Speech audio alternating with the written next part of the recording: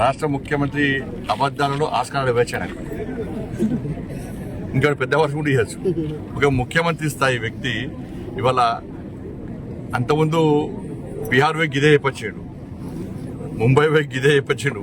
బీహార్లో అక్కడ మీడియా, మహారాష్ట్రలో అక్కడ మీడియా వాస్తవాలు ఇక్కడికి వచ్చి తెలుసుకొని పోయి ముఖ్యమంత్రి గారు చెప్పేటి అన్ని అబద్ధాలే అని చెప్పి అక్కడ రాష్ట్రం కాబట్టి ఇలా రెండు రాష్ట్రాల్లో ఓడిపోవడానికి రాష్ట్ర ముఖ్యమంత్రి కారణం.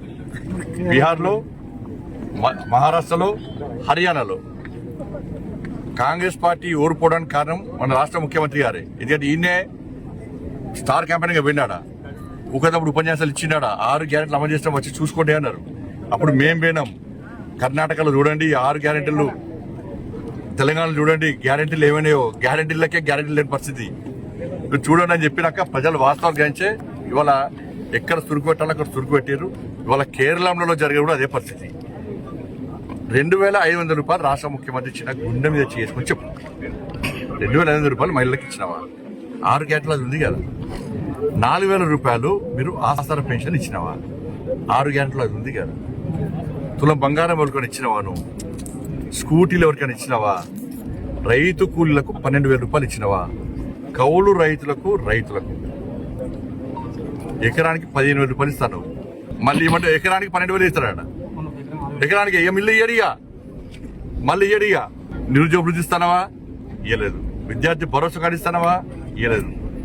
ఇక ఫీజులు ఏమనిపిస్తారు, ఇక పదవి పొందిన ఉద్యోగస్తులకు వాళ్ళకి పైసలు ఇస్తలేవు. ఇది దౌర్భాగ్యమైన పరిస్థితులు. డిఏలు లేవు, ఆరోగ్యశ్రీ పైసలు లేవు. ఇంత దారుణమైన పరిస్థితి ఉంటే ఏం లేకుండా నిస్సిగ్గుగా కేరళ పోయి 6 గ్యారెంటీలు అమలు చేసి చూసుకుంటే నేను కేరళ మీడియాకి విజ్ఞప్తి చేస్తున్నా. కేరళ నుంచి మీడియా రావాలే. నేను సవాల్ చేస్తున్నా. అలా హుజాబాద్ గడ్డ మీకెళ్ళి సవాల్ చేస్తున్నా. ముఖ్యమంత్రి గారికి సవాల్ చేస్తున్నా. చలో మీరు రాండి, నేను కూడా వస్తా. ఏ గ్రామానికైనా పోదాం.